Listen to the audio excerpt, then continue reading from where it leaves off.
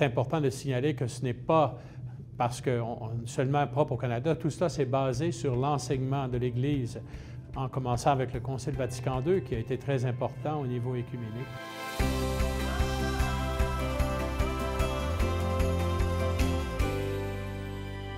La CECC a invité la Commission sur l'œcuménisme et le dialogue interreligieux à produire une stratégie œcuménique nationale. Alors, après 2 ans de travail, nous avons élaboré un projet de stratégie qui sera soumis aux évêques cet après-midi. Et ce projet comporte 5 éléments principaux. Il y a d'abord l'importance d'avoir une formation interne. Et ça veut dire que dans chacun des diocèses, il devrait y avoir un responsable ou une responsable du dialogue œcuménique. Puis ensuite, on a mis l'aspect sur 4 dimensions de l'œcuménisme. Et si vous permettez, pour être sûr de ne pas oublier, je vais consulter mes notes. Il y a d'abord un œcuménisme spirituel. Alors, c'est ce que la plupart des catholiques connaissent, c'est la semaine de prière pour l'unité des chrétiens. Le deuxième aspect, c'est l'œcuménisme de la vérité. Il y a des choses qui nous séparent, alors il faut travailler sur ce qui nous unit au niveau de la vérité de la doctrine. Le troisième, c'est un œcuménisme de la vie. Alors, il y a des choses qu'on peut faire ensemble, surtout au niveau de la justice sociale.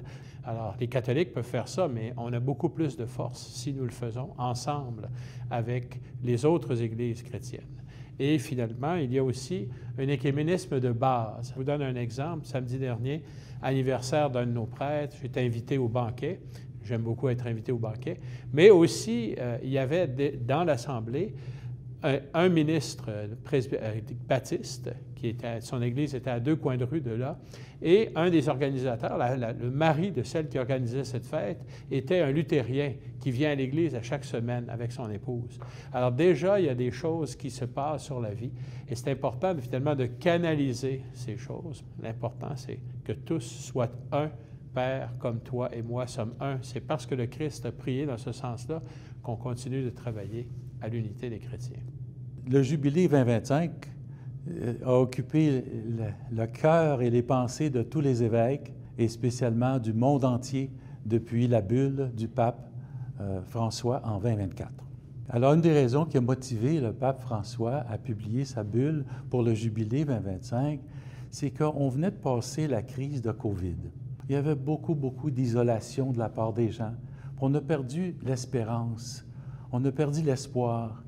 Et donc, il a centré sa bulle pour essayer de redonner de l'espoir.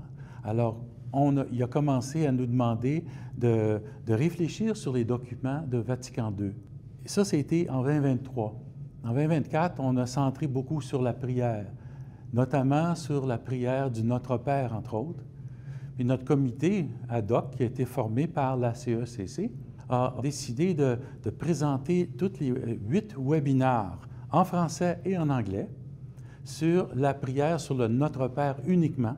Puis ensuite, on a présenté aussi, donc à l'automne et puis au printemps, une autre série de 8 webinaires français et anglais sur Marie, les sacrements, l'Église, et ça a été un succès extraordinaire.